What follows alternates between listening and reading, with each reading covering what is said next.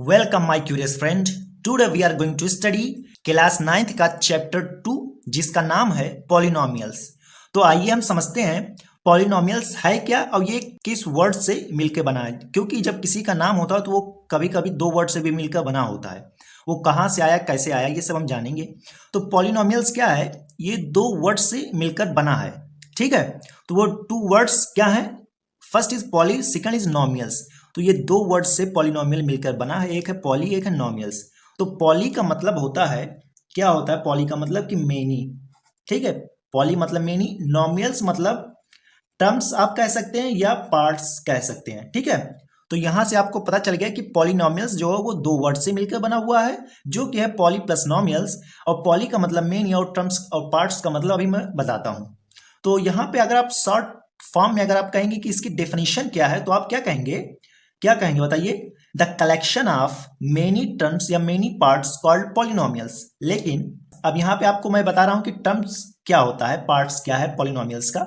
तो यहाँ पे जैसे आपके पास है x cube minus 5x plus 2। ठीक, अब यहाँ पे आपको समझना होगा, ये देखो एक्स क्यूब हम माइनस 5 इंटू एक्स में है, जब 5x लेकर क्या है इसका मतलब 5 इंटू एक्स से प्लस 2 है। ठीक है, तो किन्हीं भी दो टर्म्स को कौन सा चीज अलग करता है, माइनस या प्लस साइन, पॉजिटिव या नेगेटिव साइन दो टर्म को अलग करते हैं। मल्टीप्लाई अलग नहीं करता है, ना कि डिवाइड। समझ गए ना, डिवाइड या मल्टीप्लाई किन्हीं भी दो टर्म को अलग नहीं करते हैं। जैसे आपके पास है 3y माइनस 5xy, ये हो गया प्लस 7xy², ये है।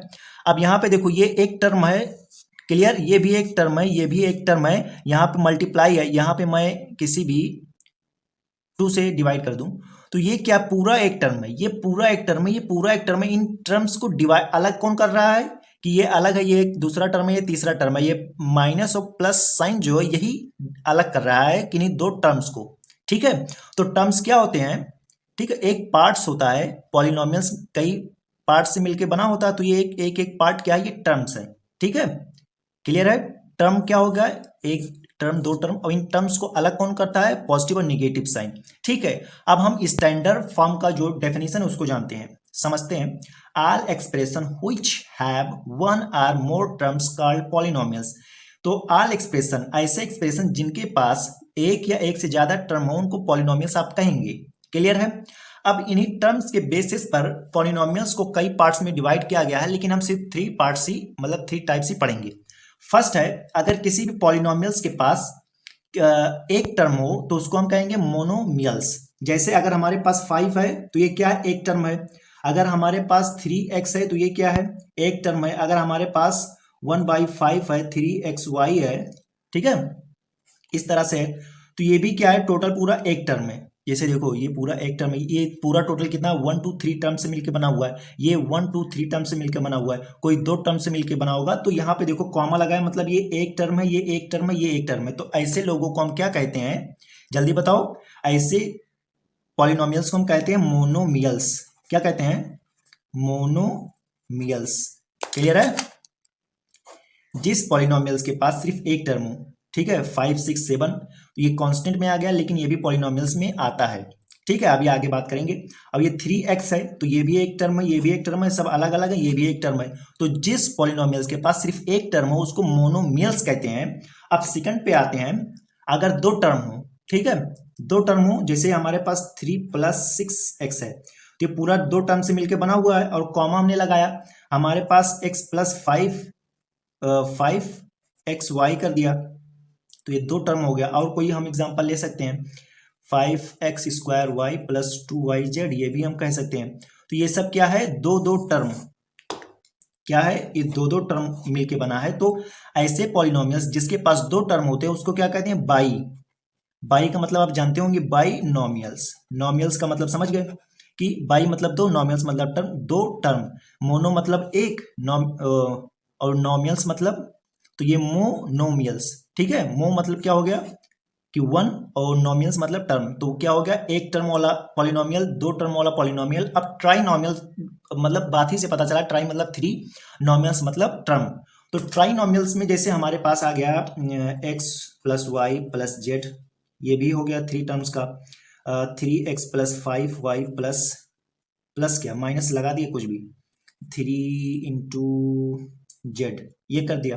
और कोई हमारे पास है, हम लिख सकते हैं 8+3x+x²। मतलब इस तरह से जहां जहां पे 3 टर्म्स हमारे होंगे, 1 term 2 term 3 term 1 2 3 term 1 2 3 term, तो ऐसे पॉलिनोमियल जिसके पास 3 टर्म्स हो उनको हम क्या कहेंगे, ट्राइनोमियल्स। क्लियर है? तो यहां तक आपको समझ में आ गया होगा कि पॉलिनोमियल्स कैसे बना है। तो ये 2 वर्ड से मिलकर बना है, मेनी टर्म्स, ठीक है। और इसका जो डेफिनेशन आप शॉर्ट फॉर्म में कोई सर जी पूछे, कोई टीचर पूछे तो आप कह देंगे कि collection of many terms called polynomials. और अच्छे से लिखना हो तो आप कहेंगे all expression which have one और मोर टर्म कॉल्ड पॉलिनोमियल्स। और हम टर्म्स के बेसिस पे हमने बता दिया कि जिसके पास 1 टर्म होगा मोनोमियल्स, 2 टर्म होगा बायनोमियल्स एंड 3 टर्म्स होगा तो ट्राइनोमियल्स होगा। अब आगे बढ़ते हैं और समझते हैं कि coefficient, constant, variable, constant polynomial and zero polynomials क्या होता है। तो सबसे पहले हम जानेंगे कोफिशिएंट क्या होता है। तो जैसे हमारे पास एग्जाम्पल हम ले लेते हैं। क्या एक एग्जाम्पल लेते हैं, जल्दी बताइए। कोई भी हम पॉलिनोमियल्स एग्जाम्पल के तौर पे ले लेते हैं। 5x³ - 4x² + 6x - 3, अगर हमने ये एग्जाम्पल ले लिया, क्लियर है। अब यहाँ पे कोफिशिएंट क्या होगा, तो कोफिशिएंट जो वेरिएबल से सटा हुआ कांस्टेंट है उसको हम कोफिशिएंट कहते हैं। तो यहाँ पे x क्या है, वेरिएबल है, x वेरिएबल, यहाँ पे ये x³ वेरिएबल है, x² वेरिएबल है, x वेरिएबल है, ठीक है।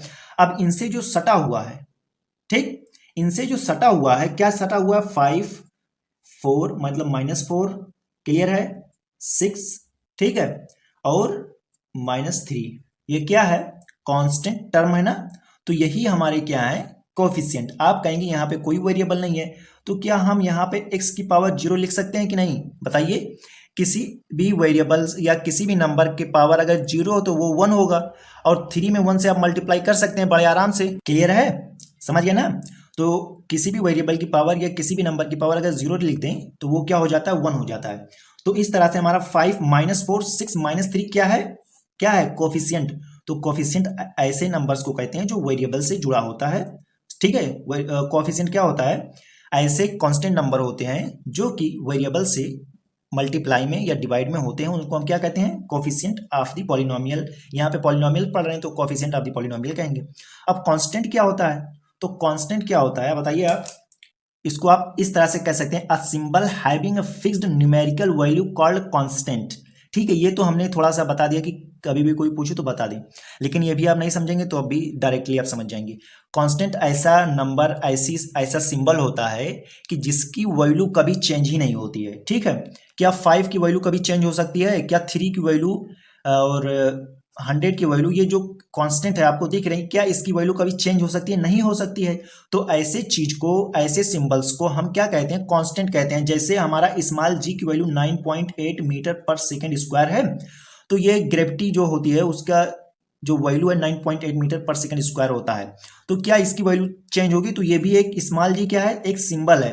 कैपिटल जी का कुछ होता है 6.67 इंटू कुछ ऐसे से होता है, ठीक है। तो ये कभी चेंज नहीं होती, तो ये भी एक सिंबल है, ठीक। तो अ सिंबल हैविंग, ये भी तो 5 तो बिग सिंबल है, कि 3 भी एक सिंबल है, 100 भी एक सिंबल है। आप कहेंगे कैसे सिंबल है, 5 ऐसे ही तो बनाया जाता है, आप कैसे पहचाने कि 5 है, एक सिंबल है तभी तो आप पहचान गए कि 5 है।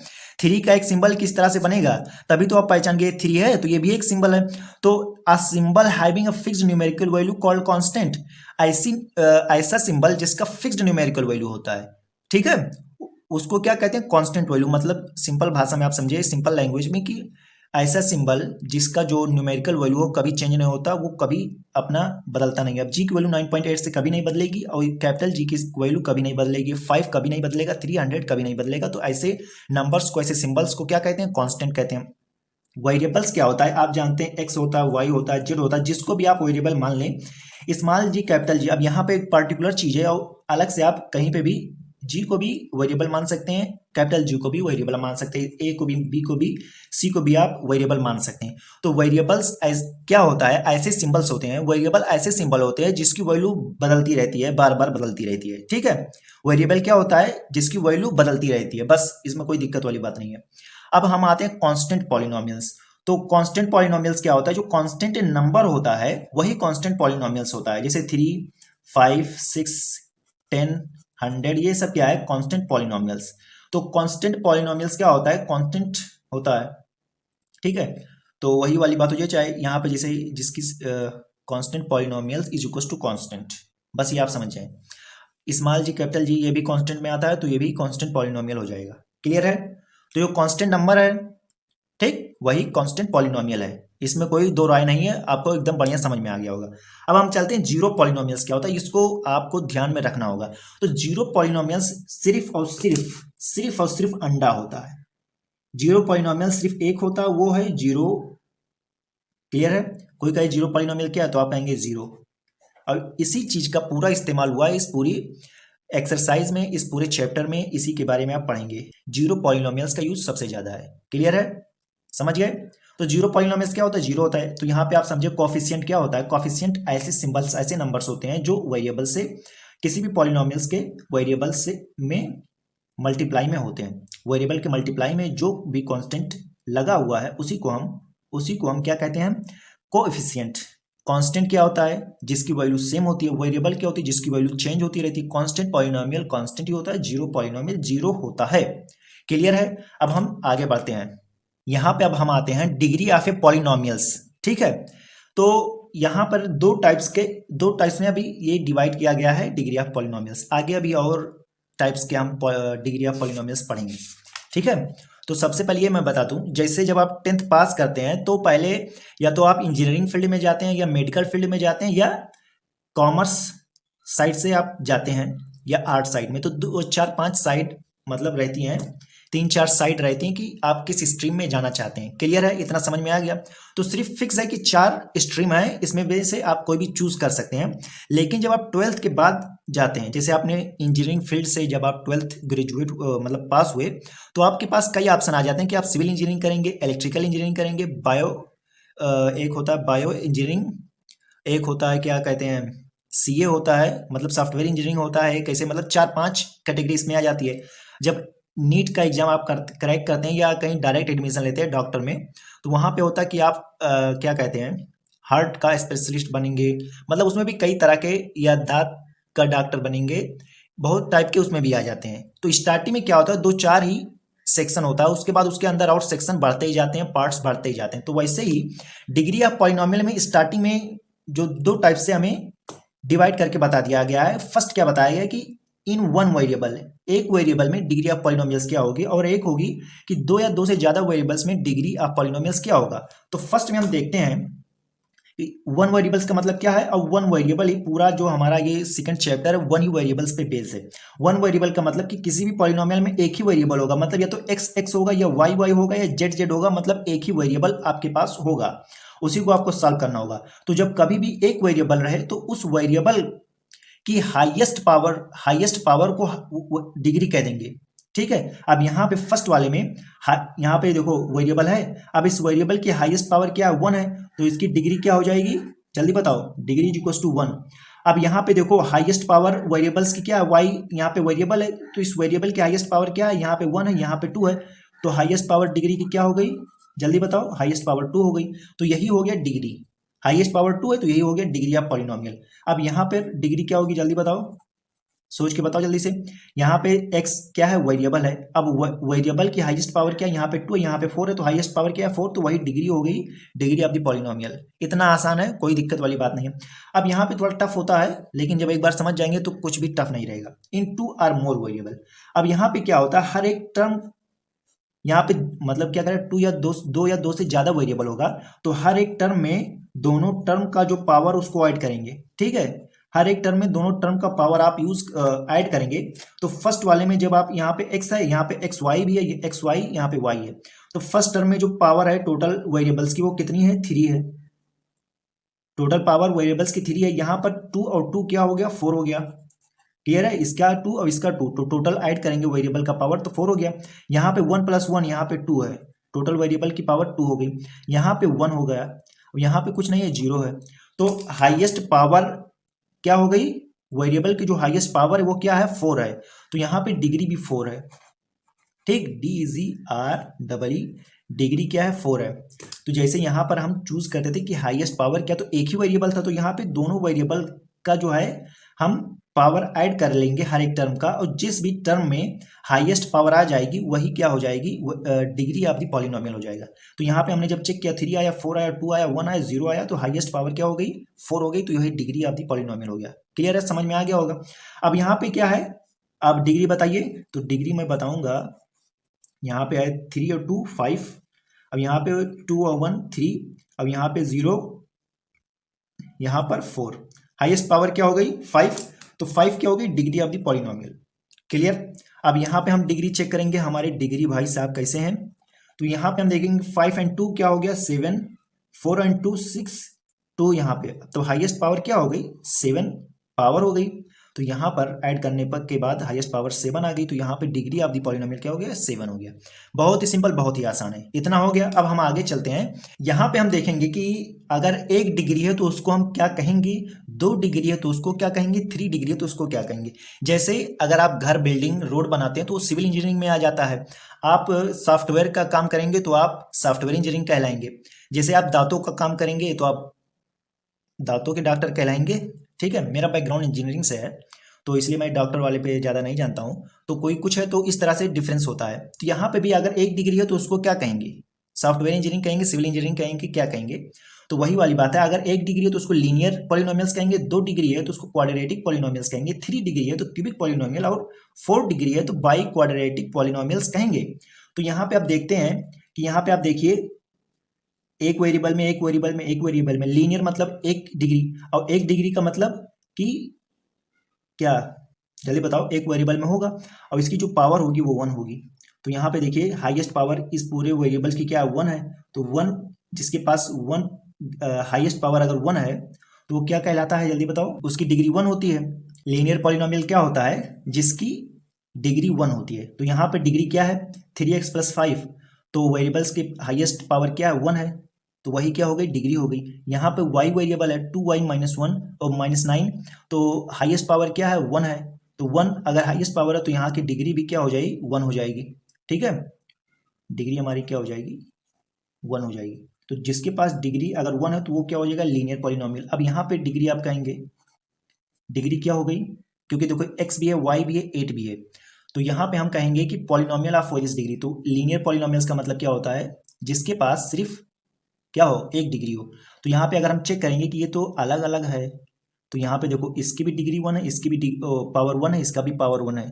तो ऐसा तो है नहीं कि दो, जैसे यहाँ पे देखो 3 है, यहाँ पे देखो तो 1 1 1 3, एक टर्म के पास 3 हो जाएगा, एक के पास 2 हो जाएगा, एक के पास 1 हो जाएगा। तो ऐसा तो है नहीं कि ज़्यादा कम हो रहा है।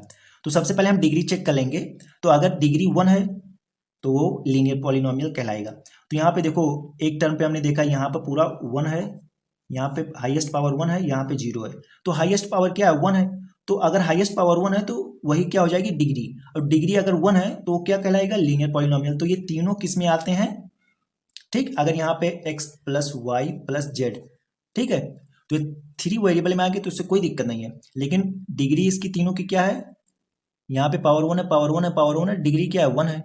क्लियर है, तो जिस पॉलिनोमियल्स के पास डिग्री 1 होगी उसको कहेंगे लीनियर पॉलिनोमियल, और क्वाड्रेटिक पॉलिनोमियल जिस पॉलिनोमियल्स के पास 2 डिग्री होगी उसको हम कहेंगे क्वाड्रेटिक पॉलिनोमियल। तो यहाँ पे देखो ये 2 है तो हाईएस्ट पावर यहाँ 2 है, x है तो यहाँ पे 1 है, यहाँ पर 1 है, पावर इसकी 1 है ना, यहाँ पे भी 1 है, यहाँ पे 2 है, तो यहाँ पे डिग्री क्या हो गई 2 हो गई। ठीक, टोटल डिग्री। अब यहाँ पे डिग्री हम चेक कर लेते हैं, यहाँ पे 1 + 1 ये 2 हो गया, 1 + 1 2 हो गया, 1 + 1 2 हो गया, तो डिग्री क्या हो गई 2 हो गई। और जिस पॉलिनोमियल के पास डिग्री 2 हो गई वो हो गया क्वाड्रेटिक पॉलिनोमियल। अब क्यूबिक पॉलिनोमियल आप देख लेते हैं, तो यहाँ पे हाईएस्ट पावर क्या हो जाएगी, हाईएस्ट पावर हमने देखा कि 1 + 1 + 1 3, यहाँ पे 2, यहाँ पे 1, तो हाईएस्ट पावर क्या है 3 है। और जिस पॉलिनोमियल्स के पास हाईएस्ट पावर 3 हो, मतलब यहाँ पर तीनों का ऐड करके जो हमें मिलता है, अगर उसकी पावर 3 आ गई तो वो क्या हो जाएगा, डिग्री उसकी 3 हो जाएगी। और जिस पॉलिनोमियल्स की डिग्री 3 हो गई वो क्या कहलाया, क्यूबिक पॉलिनोमियल्स। अब यहाँ पे भी 2 और 1 3, और यहाँ पे भी 2 and 1 3, तो इसकी डिग्री क्या हो गई जल्दी बताओ, यह हो गई 3, और जिस पॉलिनोमियल्स की डिग्री 3 है तो वो क्यूबिक पॉलिनोमियल हो गया। बाई क्वाड्रेटिक पॉलिनोमियल्स, जिस पॉलिनोमियल्स की डिग्री 4 है उसको क्या कहेंगे, बाई क्वाड्रेटिक पॉलिनोमियल। बाई का मतलब 2, क्वाड्रेटिक मतलब 2, ठीक है, यहाँ पे हमने देखा जिसकी डिग्री 2 हो। अब एक अगर देखो क्वाड्रेटिक और प्लस क्वाड्रेटिक, तो 2 and 2 क्या हो गया 4, बाई क्वाड्रेटिक मतलब कि 2 बार क्वाड्रेटिक, क्लियर। तो यहाँ पे 1 1 1 1 टोटल क्या हो गया 4 हो गया, 2 and 2 क्या हो गया 4 हो गया, ये 4 है ही है, 3 and 1 4 है ही है, तो इसकी डिग्री आपको क्या हो गई, डिग्री आपकी टोटल 4 होगी। अब इसकी डिग्री 4 है मतलब ये बाई क्वाड्रेटिक पॉलिनोमियल है। इसके पास 4 है, इसके पास 2 है और इसके पास 1 है, तो डिग्री हमारी क्या होती है, जो हाईएस्ट पावर होती है वही हमारी डिग्री हो जाती है। तो हाईएस्ट पावर क्या हो गया 4 हो गया, तो डिग्री भी क्या हो गई 4 हो गया। अगर डिग्री 4 होती है बाई क्वाड्रेटिक पॉलिनोमियल्स है। तो पहले हमने पढ़ा 2 टाइप्स के पॉलिनोमियल्स, डिग्री ऑफ पॉलिनोमियल्स में 2 टाइप्स के पढ़ा कि 1 वेरिएबल्स में क्या होगा, 2 और मोर वेरिएबल्स में क्या होगा, क्लियर है। उसके बाद हमने देखा कि polynomials of various degree, various degree अगर 1 डिग्री है तो लीनियर पॉलिनोमियल्स कहलाएगा, 2 डिग्री है तो क्वाड्रेटिक पॉलिनोमियल्स कहलाएगा, 3 डिग्री है तो क्यूबिक पॉलिनोमियल्स कहलाएगा, और अगर 4 डिग्री है तो वो बाई क्वाड्रेटिक पॉलिनोमियल्स कहलाएगा। अब हम आगे चलते हैं। अब ये सबसे खास चीज है जीरोज ऑफ द पॉलिनोमियल्स, यही पूरे चैप्टर में आपको जीरोज ही निकालना है, क्लियर है। जब मैं 9th में पढ़ता था तो मुझे भी इसमें कंफ्यूजन था। क्या कंफ्यूजन था कि जीरोज ऑफ द पॉलिनोमियल्स कहीं लिखा होता, कहीं रूट ऑफ द पॉलिनोमियल्स लिखा होता, कहीं मल्टीपल ऑफ द पॉलिनोमियल्स लिखा होता, ठीक है। तो इन तीनों का मतलब एक ही है, कहीं पे आप कह दे जीरो ऑफ द पॉलिनोमियल्स निकालिए, रूट ऑफ द पॉलिनोमियल्स निकालिए, मल्टीपल ऑफ द पॉलिनोमियल्स निकालिए, तो उसका सबका मतलब एक ही है कि यहाँ पे उस पॉलिनोमियल्स का ऐसी वैल्यू आप निकालें, जब कहे किसी भी कि इस पॉलिनोमियल्स का रूट निकालो, इस पॉलिनोमियल्स का जीरो निकालो, इस पॉलिनोमियल्स का मल्टीपल निकालो, उसका मतलब वो कह रहा है कि आप उस पॉलिनोमियल्स की ऐसा वैल्यू निकालें जिसको रखने पर पूरा जो इक्वेशन है जीरो हो जाए, ठीक है, यही इसका मतलब है। तो यहाँ पर अब ये भी आप बात एक याद रखिएगा कि किस इक्वेशन का, किस पॉलिनोमियल्स का कितने रूट होते हैं। तो अगर लीनियर पॉलिनोमियल है, लीनियर पॉलिनोमियल है तो उसका क्या होगा, जीरो एक ही होगा। अगर क्वाड्रेटिक पॉलिनोमियल है तो उसका जो जीरो होगा वो 2 होगा। अगर क्यूबिक पॉलिनोमियल होगा तो उसका जो जीरो होगा वो 3 जीरो होगा, 3 रूट होगा। अगर बाई क्वाड्रेटिक पॉलिनोमियल है तो उसके पास 4 रूट होंगे, ठीक है। तो ये अपने दिमाग में आप रखिएगा। अब हम स्टार्ट करते हैं इसको फाइंड करने के लिए। तो यहाँ पे आप जानते हैं, देखो स्क्वायर है मतलब इसकी पावर क्या हो गई टोटल 1, और यहाँ पे 2 है मतलब ये क्वाड्रेटिक पॉलिनोमियल है, और इसकी डिग्री 2 है तो ये क्वाड्रेटिक पॉलिनोमियल है, इतना तो क्लियर है। तो क्वाड्रेटिक पॉलिनोमियल मतलब इसके पास 2 जीरोज है। तो हम चलो स्टार्ट करते हैं, पहले x की वैल्यू हम 1 लेते हैं और एक बार -1 लेते हैं, देखते हैं कि आता है कि नहीं, ठीक है। इसके 2 मेथड है, एक तो इस तरह से आप करके, एक स्प्लिट मेथड है। तो स्प्लिट मेथड हम बाद में बताएंगे, पहले ये वाला मेथड आप जान लीजिए। तो जब हम x की जगह पर 1 रखेंगे तो क्या ये हमारा जीरोज आएगा, तो 5 1 का स्क्वायर -2 1 -7, इसको सॉल्व किया तो ये 5 आया, -2 आया, -7 आया, जीरोज आया 5 7 8 9, मतलब ये हमारा कितना आ गया, -7 आ गया, -7 आया, नहीं आया। 9 -5 होगा तो क्या बचेगा, 4 बचेगा, ये हो गया। तो क्या हमारा आंसर आया, नहीं आया, क्योंकि जो हमने वैल्यू माना है अगर उसको रखने पर पूरी इक्वेशन जीरो हो जाए तब क्या कहेंगे कि ये है जीरोज ऑफ द पॉलिनोमियल। अब हम -1 को रखते हैं, -1 इज इक्वल्स टू 5 -1 का स्क्वायर -2 और x की जगह पर -1 और यहाँ पे -7। अब ये आप जानते हैं जब -1 का जब मल्टीप्लाई करेंगे तो ये क्या हो जाएगा, पॉजिटिव में आ जाएगा, तो +1 हो जाएगा, +1 से 5 में मल्टीप्लाई करेंगे कोई दिक्कत नहीं है। अब ये -2 और -1 तो दोनों का जब मल्टीप्लाई होगा तो ये +2 हो जाएगा, क्लियर है, ये -2। तो 5 to 7 -7 इज इक्वल टू 0, मतलब ये हमारा आंसर आ गया। तो मतलब x की वैल्यू जो -1 है ये जीरोज ऑफ द पॉलिनोमियल है, क्या है, इस पॉलिनोमियल्स का जीरो है, इस पॉलिनोमियल का रूट है, इस पॉलिनोमियल का मल्टीपल है, क्योंकि इसको रखने पर पूरा इक्वेशन जीरो हो गया। लेकिन यहाँ पे स्क्वायर लगा है, हाईएस्ट पावर 2 है, डिग्री 2 है, तो इसके पास 2 जीरोज होगा। तो अभी इससे हमें कोई मतलब नहीं है क्योंकि हम इक्वेशन सॉल्व नहीं कर रहे हैं। आपको सिर्फ बताना था, समझाना था कि जीरोज क्या होता है, रूट क्या होता है, तो मैंने बता दिया कि ऐसा वैल्यू जो उस वेरिएबल की जगह पर उस पॉलिनोमियल में रखने पर पूरा इक्वेशन जीरो हो जाए, तो एक पता चल गया। अब ये वाला इस तरह का मतलब समझाने का तरीका था, ये सिंपल वाला तरीका था। अभी हम स्प्लिट मेथड समझेंगे, लेकिन आगे आएगा तब मैं बताऊंगा, इसको भी करके एक बार बता दूंगा। अब हमारे पास है रिमाइंडर थ्योरम। क्या है रिमाइंडर थ्योरम, तो ये बहुत ही आसान है। जैसे 9 है और इसको 4 से आपको डिवाइड करना, 4 2 8, रिमाइंडर क्या आया 1, तो यही नंबरिंग वाला जो रिमाइंडर था उसको हमने वेरिएबल्स में और पॉलिनोमियल्स में यहाँ पे यूज करना है। तो कुछ नहीं है रिमाइंडर थ्योरम, बस ये सिंपल सा है कि जो रिमाइंडर बचेगा उसी के बारे में थोड़ा पढ़ाई लिखाई करना पड़ेगा पॉलिनोमियल्स के हिसाब से। तो फर्स्ट टाइप है यहाँ पे देखो, ये वाला है 2x³ plus x square plus x. अब इसका डिवाइड x से करना है, ठीक है, यहाँ पे डायरेक्ट हो जाता था, तो यहाँ पे इसका मतलब कि इसको भी x से, इसको भी x से, इसको भी x से, तो आप जब डिवाइड करेंगे तो ये आएगा x², ये इसको डिवाइड करेंगे यहाँ पे आएगा x, यहाँ पे आएगा 1। तो हमारा जो आंसर आएगा वो आएगा 2x² प्लस x प्लस 1, ये हमारा आ जाएगा आंसर। ठीक, क्लियर है। तो और दूसरा तरीका कि x से जब आप डिवाइड करेंगे 2x³ plus x² plus x, तो हमारा आंसर क्या आएगा, हम ऊपर ही लिख ले रहे हैं। x से कितनी बार आप मल्टीप्लाई करेंगे 2x³ आ जाए, तो यहाँ पे आप मल्टीप्लाई करेंगे 2x² 2x² इंटू एक्स करेंगे, 2x² इंटू एक्स करेंगे तो आपका आंसर आएगा 2x³। तो यहाँ पे आप 2x³ लिखे, माइनस आपने किया 0 आया। अब आपने इसको उतार लिया x² को, अब कितने से आप मल्टीप्लाई करें x में कि आपका x² आ जाए, तो आप कहेंगे प्लस x से मल्टीप्लाई की x इंटू एक्स क्या हो जाएगा, x² हो जाएगा। तो x से जब आपने मल्टीप्लाई किया तो x² आ गया, तो यहाँ पे x² ये हो गया माइनस ये 0 हो गया। अब हम उतारेंगे x को, तो x को हम उतारेंगे, आप कितने से आप मल्टीप्लाई कर देंगे कि आपका क्या आ जाए, x आ जाए। तो x से जब आप मल्टीप्लाई करेंगे तो ये आ जाएगा आपका 0। तो यहाँ पे रिमाइंडर नहीं आया, क्लियर है। अब हम चलते हैं सेकंड वाले पर, x प्लस 3x² माइनस 1 और gx है 1 प्लस x। इस जैसे इस तरह से अगर होगा तो डिवाइड किसको किससे करना है, जिसकी डिग्री ज्यादा होगी, ठीक है, ये क्या होता है, डिविडेंट होता है, ये होता है डिविजर, ये होता है कोसेंट, ठीक है। तो डिविडेंट किसको रखेंगे, जिसकी डिग्री ज्यादा होगी उसको डिविडेंट बनाएंगे, और डिविजर की डिग्री डिविडेंट से कम होनी चाहिए। तो यहाँ पे डिग्री इसकी क्या है 2 है, और इसकी डिग्री क्या 1 है, तो इसको डिवाइड करेंगे इससे, इसको डिवाइड करेंगे इससे, समझ गए ना। डिग्री जिसकी ज्यादा है उसको डिवाइड करेंगे किससे, जिसकी डिग्री कम है, क्लियर है। तो हम आगे चलते हैं, इसको डिवाइड करके आपको बताते हैं। आपके पास आ जाता है x प्लस 3x² माइनस 1, यहाँ पे इस तरह से आप करेंगे।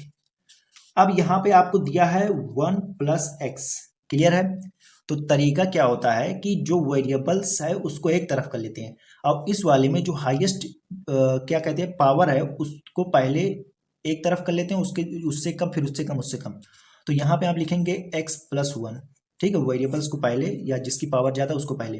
अब यहाँ पे क्या करेंगे आप 3x² प्लस x प्लस 1, इस तरह से लिखा जाता है, ठीक, क्लियर है। अब यहाँ पे हमें मल्टीप्लाई करना है कि हमारा, यहाँ पे तो हम इतनी बार लेके गए कि मल्टीप्लाई किया कि हमारा इस तरह से आ जाए, इसमें थोड़ा सा आसान होता है। तो इसमें एक एक ये दोनों है, तो इसमें हम इस वाले वेरिएबल को देखेंगे और इसको सिर्फ लाने के बारे में सोचेंगे। इस फर्स्ट वाले वेरिएबल को देखेंगे, यहाँ पे देखेंगे पूरे को, ये फर्स्ट टर्म को देखेंगे कि ये वाला कैसे आए, इसमें कितने से मल्टीप्लाई करें कि ये आ जाए। इससे नहीं मतलब है, बाद में ये आता रहेगा, सिर्फ यहाँ पर फर्स्ट वाले से मतलब है। यहाँ देखो ये फर्स्ट टर्म है, ये दूसरा टर्म है, तो यहाँ पे जो वेरिएबल है उसको हम चेक करेंगे कि इसमें कितने से मल्टीप्लाई करेंगे 3x² आ जाए।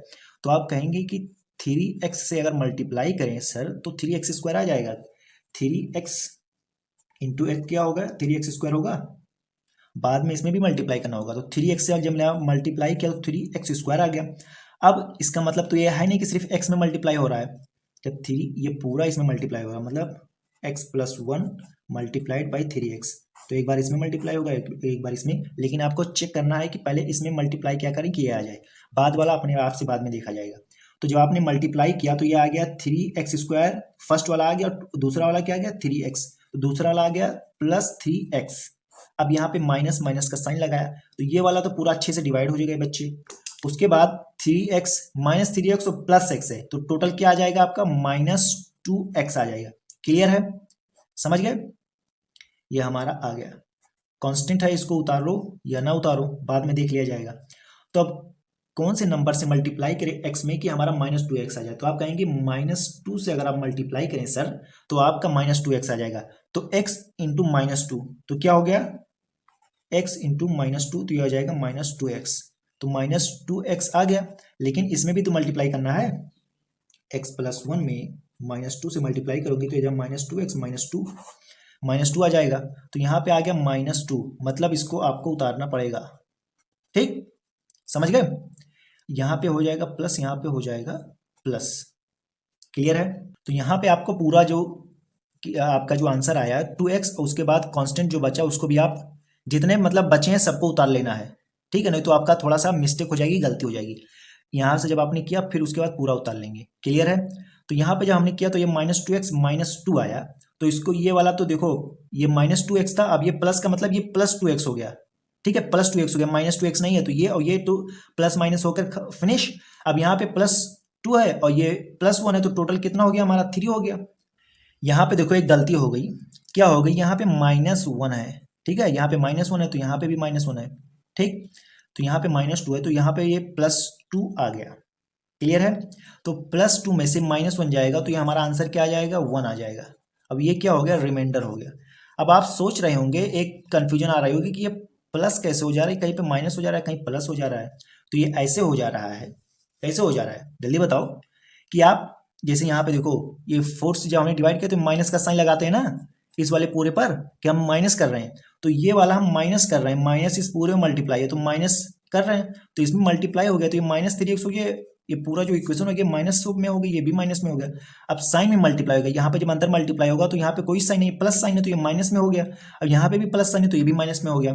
अब यहाँ पर अब माइनस से मल्टीप्लाई करेंगे, माइनस तो करते हैं तो ये साइन जो मल्टीप्लाई होगा, तो साइन जब मल्टीप्लाई होगा माइनस का तो ये माइनस और माइनस क्या हो गया, प्लस हो गया, प्लस में चेंज हो गया। अब यहाँ पे माइनस और माइनस जब मल्टीप्लाई होगा तो क्या हो गया, प्लस में आ गया, समझे। तो यहाँ से ये प्लस माइनस का कॉन्सेप्ट आता है, थोड़ा यहाँ पे कंफ्यूजन होता है, तो समझ गए। अब यहाँ पे आप 3x -2 आ गया, ये हमारा हो गया ये, और ये हो गया हमारा रिमाइंडर। अब इसके आगे हम क्यों नहीं जाएंगे, क्योंकि यहाँ पर डिग्री ज़्यादा है, यहाँ पर वेरिएबल बचा है और यहाँ पे कांस्टेंट बचा है, तो जब कांस्टेंट बचे, रिमाइंडर में कांस्टेंट बचे तो वहीं पे आपको फुल स्टॉप लेना है, क्लियर है। तो ये हमारा रिमाइंडर थ्योरम आ गया, जो कि हमारा इसी तरह से रहेगा कि dividend is equal to divisor into quotient plus remainder, ये हो गया। अब डिविडेंट हमारा क्या था, 3x² plus x -1 is equal to, divisor हमारा क्या था, x + 1, कोशिएंट हमारा क्या था 3x -2, रिमाइंडर हमारा क्या था 1। ये हमारा पूरा एक सिंपल इक्वेशन है, कोई इसमें ठीक है फालतू में ये सब है, इतना सब आप जानते हैं, बस बताने का मतलब था और कैसे क्या करना है। तो आपने क्या क्या इसमें समझा कि डिग्री जिसकी ज़्यादा होगी उसको डिवाइड करेंगे जिसकी डिग्री कम होगी उससे, क्लियर है। और सबसे पहले हम फर्स्ट वाले वेरिएबल्स को देखेंगे कि उसमें मल्टीप्लाई क्या करें कि ये वाला फर्स्ट टर्म हमारा आ जाए, बाद में हम दोनों में तो मल्टीप्लाई उससे करना रहेगा वाले नंबर से, लेकिन देखने का इसी को देखना है पहले, क्लियर हो गया। उस तरह से आ जाएगा माइनस प्लस करके, एक बार जब ये डिवाइड कट गया, 0 बचा या कुछ बचा, तो उसके बाद पूरा हम उतार लेंगे, उसके बाद सॉल्व करते जाएंगे, जब कांस्टेंट आ गया या 0 आ गया तो वहीं पे हम रुक जाएंगे, क्लियर है। तो ये हो गया हमारा रिमाइंडर थ्योरम, जो कि बहुत ही अच्छा, बहुत ही बकवास भी है, बहुत ही अच्छा है। अब हम आगे चलते हैं। अब यहाँ पे हमारा आता है फैक्टराइजेशन ऑफ पॉलिनोमियल्स, ठीक है। ये कैसे होता है, इसमें भी इसका भी मतलब क्या होता है कि जीरोज ऑफ द पॉलिनोमियल्स आपको निकालना होता है, ठीक है। तो एक तो मेथड था कि इस तरह से आप कोई भी वैल्यू अपने हिसाब से अपने दिमाग से रखते जाएं और निकालते जाएं, और दूसरा तरीका क्या है, फैक्टर करके जीरोज ऑफ द पॉलिनोमियल्स निकालेंगे। तो सबसे आसान तरीका क्या है, आपको देखना होगा कि इसका मल्टीप्लाई क्या है, इसका और इसको हम p मान लेते हैं, इसको q मान लेते हैं। तो p एंड q का जब हम मल्टीप्लाई करें तो 6 5 जा 30 आ गया, मतलब x² उसको हटा देते हैं, 30 आ गया। अब 17 है, अब p एंड प्लस q इस तरह से आप करें कि आपका 17 आ जाए। तो p एंड q क्या है, इसको मल्टीप्लाई करने पर 30 आना चाहिए और ऐड करने पर पी क्यू को 17 आना चाहिए। तो मल्टीप्लाई करने पर तो 13 आ गया, लेकिन किस तरह से हम ऐड करें कि 17 आ जाए, ऐसे कौन से दो नंबर हम ऐड करें कि 17 आ जाए बताइए। तो आपके पास जवाब है, तो आप कहेंगे नहीं। तो इसको करने का क्या तरीका है कि आप फर्स्ट वाले टर्म को जो देखो, जो हाईएस्ट क्या होगी पावर होगी उस वाले नंबर को, और जो कांस्टेंट होगा, इन दोनों को मल्टीप्लाई करने पर क्या आता है, और 30 आता है, और ऐड करने पे आपका आना चाहिए 17, ये वाला है कि इसको p + q ऐसे फैक्टरे में, ऐसे टर्म में, ऐसे हिस्से में डिवाइड करें कि जब जोड़ें तो आए 17 और मल्टीप्लाई करें तो आए 30, क्लियर है। तो इसको निकालने के लिए क्या करना पड़ेगा आपको, ये तो डायरेक्ट आ गया कि 30 आ गया। सबसे मुश्किल यही होता है बीच वाले टर्म को स्प्लिट करना, तोड़ना। तो इसके लिए जो आपका मल्टीप्लाई करके 30 आया है, इसको आप फैक्टर करेंगे। इसका 30 है तो इसको आप करेंगे 2 से फैक्टर, 2 15 जा और 5 3 जा और 3 1 जा। आपके पास फैक्टर आ गया है, वो भी बड़े आराम से फैक्टर आया, कोई दिक्कत वाली बात नहीं है। 2 इंटू 5 इंटू 3। अब आपको चाहिए कि ऐड करने पर 17 आ जाए, तो आप कह देंगे कि 2 इंटू 5 3 15 आ जाए। अब देखो, एक आप 2 ले लेंगे, 15 ले लेंगे। अब जब आपने 15 इंटू 2 करेंगे 13 आपका आ गया, 30 आ गया, और ऐड करेंगे 15 प्लस 2 किया तो आपका 17 आ गया। मतलब आपका काम क्लियर हो गया। तो यही आपका काम करना है। तो सबसे पहले अब इसको हम यहीं पे रहने देंगे, इससे हमें अब कोई मतलब नहीं है। तोड़ना सिर्फ बीच वाले को था, तो यहाँ पे हम तोड़ देंगे 2x प्लस 15x। अब इन दोनों को जब आप ऐड करेंगे बताइए क्या आ जाएगा। 15 और 2 17x आ गया। मल्टीप्लाई करेंगे 15x इंटू 2x का तो क्या आ जाएगा 30x²।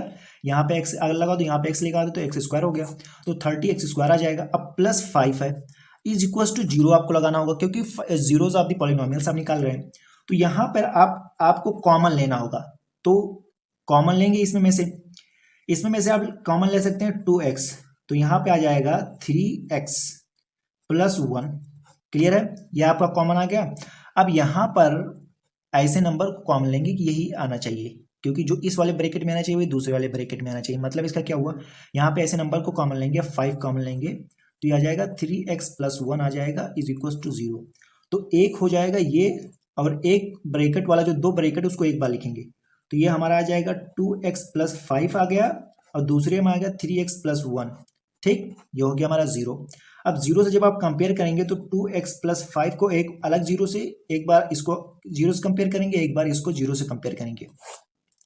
तो 2x plus 5 is equal to 0। यह हमारा क्या आ जाएगा 2x is equal to -5, x is equal to -5 divide by 2। ये हो गया हमारा एक 0 ऑफ द पॉलिनोमियल, क्योंकि इसकी डिग्री 2 है तो 2 0 होगा। और सेकंड जो हमारा आएगा ये आएगा 3x plus 1 is equal to 0 है, तो 3x इज इक्वल टू -1 और x is equal to -1 divide by 3। ये आ गया हमारा दूसरा 0। तो x क्या क्या हो सकता है, -1/3 हो सकता है, -5/2 हो सकता है। ये हो गया हमारा पॉसिबल 2 zeros हो गया। ये हो गया हमारा आंसर। इस तरह से हम निकालते हैं।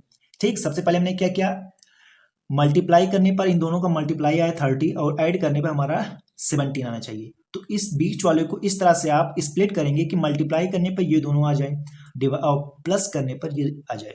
क्लियर है। अब हम चलते हैं, जो मैंने कहा था कि आपको बताऊंगा अभी आगे चलकर, ये था।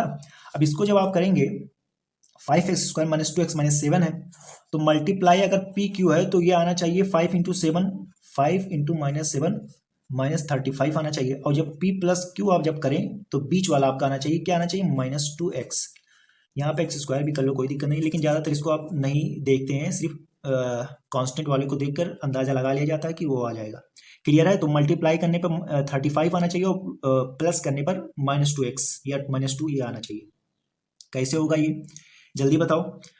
हमें इस वाले को इस तरह से तोड़ना है कि हमारा काम हो जाए। तो आपको यहाँ पे देखना होगा, जो इसका जो फैक्टर हो गया 5 और 7 ही होगा ना, इससे अलावा तो कोई होगा नहीं। तो आप ही बताइए, -7 और +5 जब आप करेंगे तो क्या आएगा आपका, -2 ही आएगा ना। तो क्लियरिटी से आपको मिल जा रहा है, उसके बाद ही आप मतलब इतना चिल्ला रहे हैं। तो ये हो गया 5x²। ठीक, मल्टीप्लाई इन दोनों का करेंगे तो आएगा क्या 35 आएगा, -35 आएगा, ऐड करेंगे तो -2 आएगा। क्लियर है। तो 5x² प्लस 5x - 7x और -7 इज इक्वल टू 0। क्लियर हो गया। चाहे इसको इधर लिखो चाहे इसको इधर लिखो, आएगा तो -2 ही। समझ गए ना। क्लियर है। अब ये हमारा हो गया काम। अब यहां से हम क्या लेंगे कॉमन, तो 5x हमने कॉमन लिया, तो ये हो गया x प्लस 1 -7 हमने कॉमन लिया, तो यहाँ पे आ गया x plus 1 is equal to 0। ठीक है, थोड़ा सा आपको समझ में आ रहा है ना। यहाँ देखो 5x कॉमन लिया तो x का स्क्वायर है, तो 5x कॉमन लिया तो x बचेगा। अब यहाँ पे पूरा 5x कॉमन ले लिया तो 1 बचेगा, क्योंकि इन पूरे से मल्टीप्लाई 1 तो अपने आप से रहता है। यहाँ पे -7 हमने सिर्फ निकाला है, तो जब -7 निकाला तो यहाँ पर x बचेगा, और यहाँ पे -7 था तो -7 हमने निकाल लिया तो +1 बचा है। जैसे आपको ना समझ में आए तो फिर से आप इसको दोनों मल्टीप्लाई कर लेंगे, आपका आंसर ये आएगा। और जब देखो एक बार में कोई चीज़ आती नहीं है, जब 2-4 क्वेश्चन आप लगाएंगे तुरंत आपके समझ में आ जाएगा, कोई ये बड़ी बात नहीं है। क्लियर है? तो मैथ क्या प्रैक्टिकल प्रैक्टिस मांगता है कि बार बार आप प्रैक्टिस करें, तभी आप विराट कोहली, सचिन तेंदुलकर और दमदार खिलाड़ी आप बन सकते हैं। क्लियर है? तो यहाँ पर अब आपका आंसर आ जाएगा 5x - 7 और यहाँ पर x + 1 = 0। इसके बाद क्या, दोनों को 0 से कंपेयर करेंगे तो ये आ जाएगा 5x = 7, x = 7/5। क्लियर है? और एक आ गया -1, क्योंकि x + 1 = 0 तो x = -1। तो यहाँ पे हमने तो एक निकाल लिया था x = -1, लेकिन दूसरा 0 हमें नहीं पता था, तो 7/5 हमारा दूसरा 0 आएगा।